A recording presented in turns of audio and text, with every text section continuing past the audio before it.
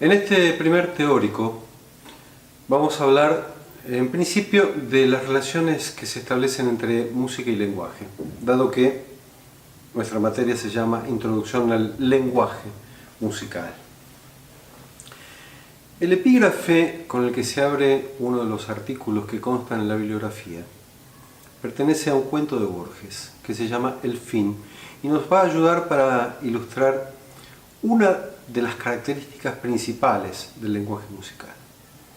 La cita dice: hay un momento de la tarde en que la llanura está por decir algo. Nunca lo dice, o tal vez lo dice infinitamente y no lo entendemos, o lo entendemos, pero es intraducible como una música. Ese carácter de intraducibilidad, si se me permite el término, es parte de la limitación y de la riqueza del lenguaje musical, de su enigma. Recordemos que la palabra enigma, en su etimología, significa algo oscuro, algo equívoco, que puede tener más de un sentido. La imposibilidad de la música para referirse a cuestiones ajenas a ella. La imposibilidad que tiene la música de traducir un objeto cualquiera, una idea, un sentimiento, la evocación de una persona o alguna acción determinada, es parte de las limitaciones, pero al mismo tiempo nos permite abrir sentidos en, volviendo a Borges, un jardín de senderos que se bifurcan.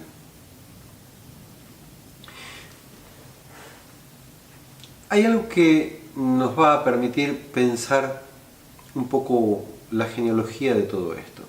En el mito de Apolo y Marcias, Apolo, que es el campeón de la lira, el campeón de la música, el perfecto, la representación del equilibrio, de la mesura, es desafiado por Marcias, que toca el aulos. Apolo toca la lira, un instrumento de cuerdas tensadas entre dos travesaños. El aulos es un instrumento estridente que se toca como parecido al oboe moderno, de doble caña. Y Marcias es un acólito del dios Dionisos, que es lo contrario a Apolo. Es decir, el desorden, lo caótico, lo indefinido, lo impreciso, lo violento. Apolo vence y lo despelleja a Marcias. El paradigma que se establece con Apolo, lo apolíneo, es lo que va a predominar en los siguientes 20 siglos de la cultura que llamamos occidental. Esto es la tendencia a las formas equilibradas, a las formas que se compensan, a las cosas que cierran su sentido en algún momento sobre sí mismas. Si bien, por supuesto, en cada período de la historia del arte en general y de la música ha habido desbordes, y no estamos diciendo con esto que todos los compositores hayan sido estrictamente apolíneos, siempre son dos caras de una moneda que se comparten, tal vez con mayor peso socialmente hablando en la comunidad de individuos hacia esta idea apolínea más que hacia la dionisíaca, pero ambos se contraponen y se equilibran en la necesidad mutua del uno y del otro. Pero van a pasar 20 siglos y va a tener que llegar Nietzsche en el siglo XX, que en el origen de la tragedia dice: no, en realidad el ser humano es mucho más parecido a Dionisos que a Apolo.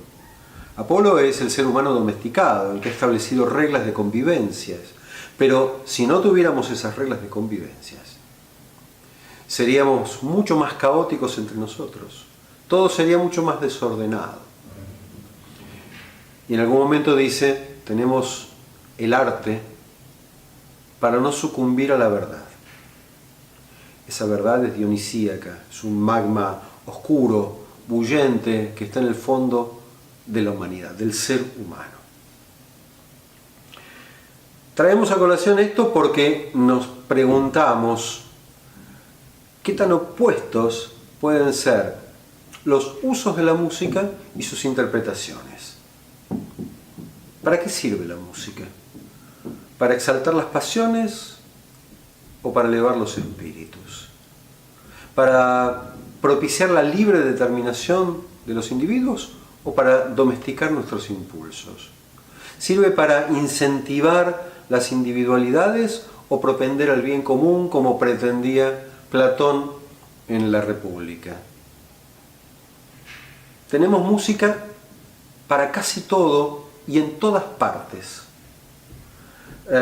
Es complicado que no escuchemos música de cualquier tipo que fuera, ¿no?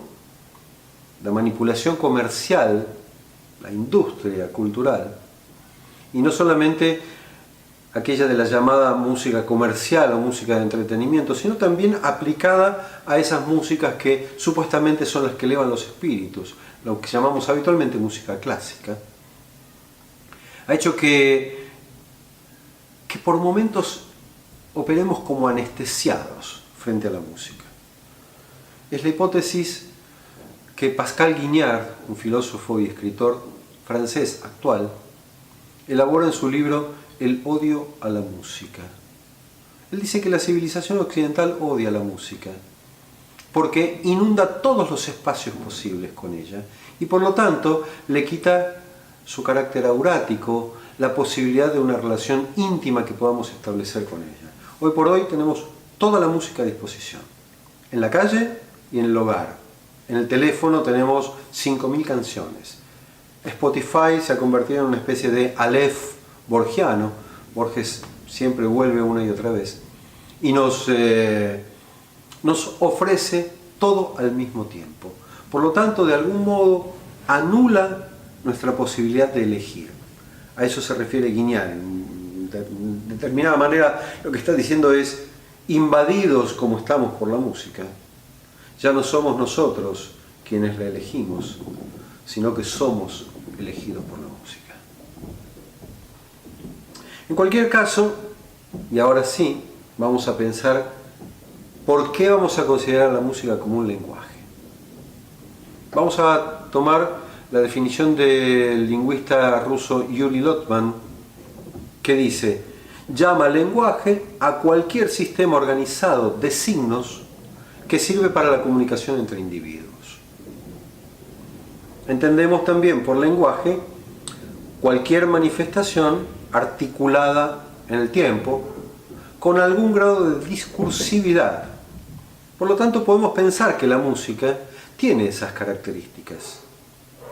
La noción de discursividad implica la posibilidad de reconocer unidades de sentido que se articulan unas a las otras en el tiempo. Y aparte, están codificadas para su uso de acuerdo a lo que una comunidad de individuos ha decidido a través de la práctica y no a través de una teoría a priori a lo largo del tiempo, de generaciones en muchos casos. La música entonces cumple con el requisito de la discursividad y de tener unidades articuladas en el tiempo que nos ofrecen a nosotros un sentido. Es susceptible de ser analizada desde ese lugar. Ahora, la dimensión semántica de la música es lo que está en discusión. De acuerdo a Levi Strauss, el lenguaje tiene 3 niveles de articulación: el fonema, la palabra y la frase. En la música tenemos un equivalente al fonema, que es el sonido, y tenemos un equivalente a la frase musical.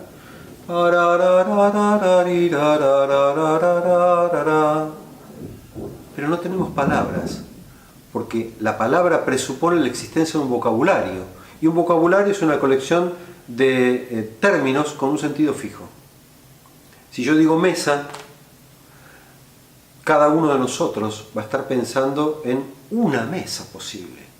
Pero todos sabemos que una mesa es una tabla horizontal apoyada al menos en 3 patas. Después el uso, la forma, el tamaño, la altura, el material, puede variar, pero ante la palabra mesa, o ante la palabra perro, o ante la palabra montaña, no tenemos muchas dudas de armar una imagen. En cambio, ta-ta no significa ninguna palabra. Cuando escuchamos pa pa pa pam, el comienzo de la Quinta Sinfonía de Beethoven, no escuchamos una palabra, escuchamos una relación sonora entre dos sonidos. De allí que Susan Langer, filósofa norteamericana de la mitad del siglo XX, decía que la música era el resultado de la fórmula. La música es el resultado de el lenguaje menos el sentido.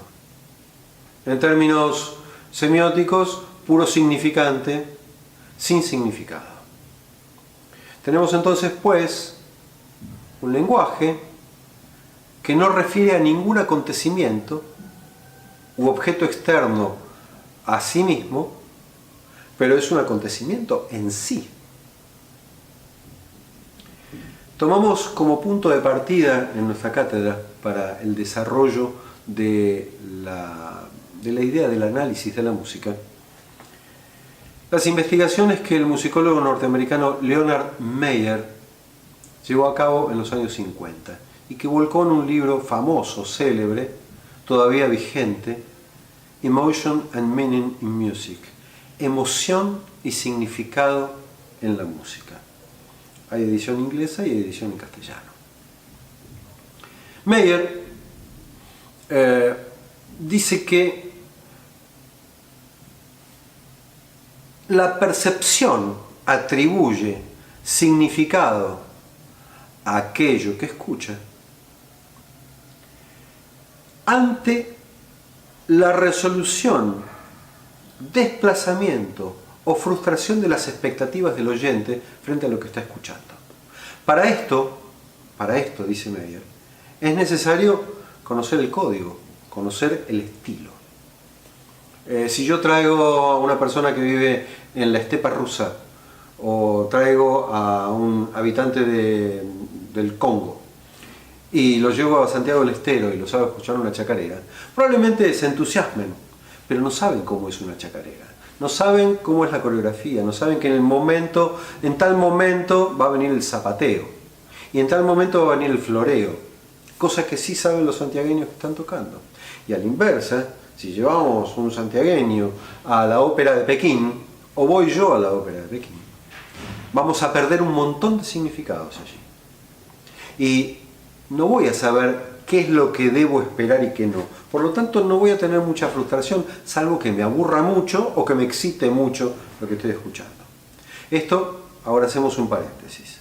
Esto nos lleva a pensar que la música no es un lenguaje universal, como se suele decir. La música es el lenguaje universal. La música es una práctica universal.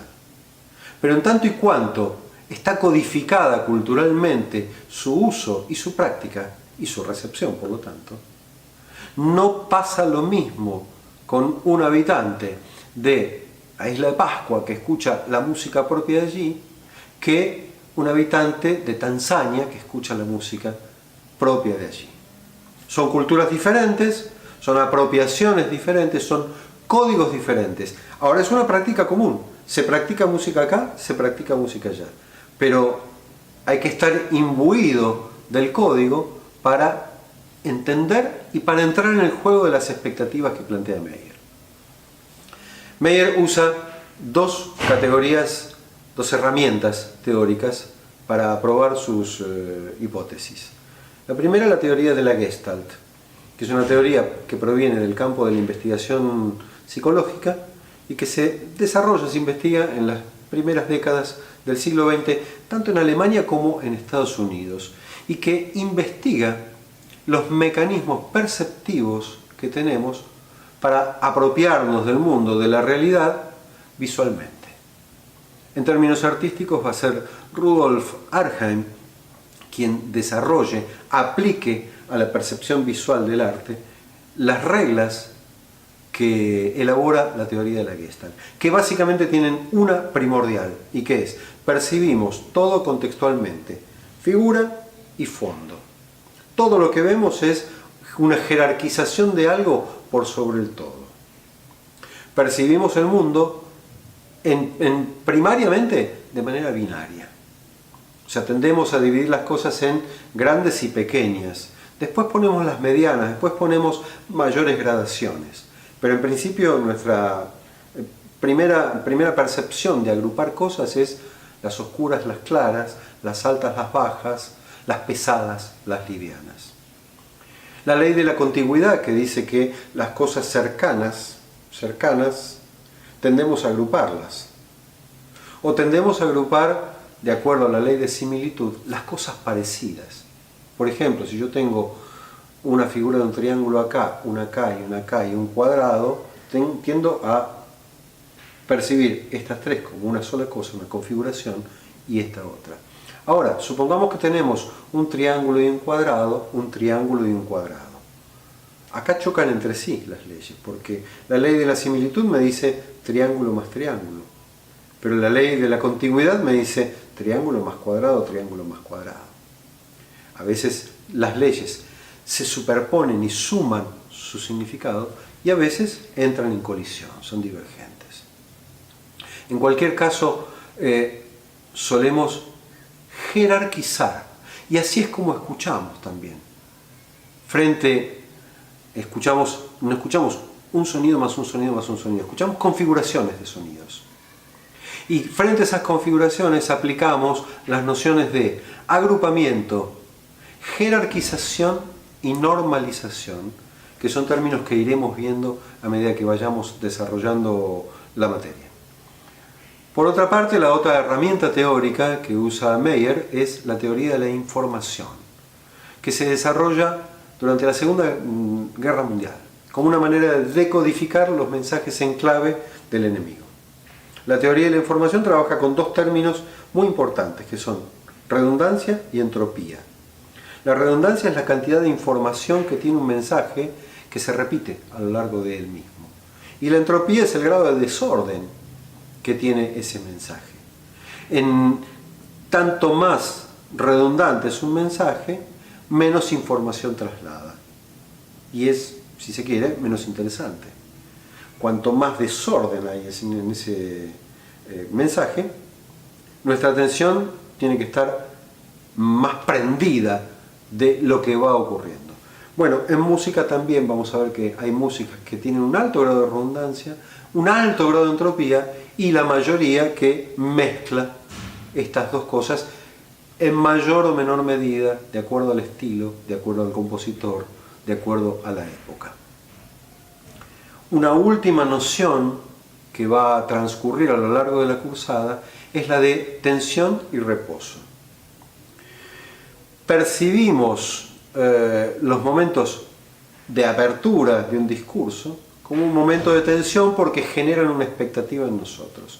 Cuando percibimos que algo se cierra, sentimos la sensación de reposo.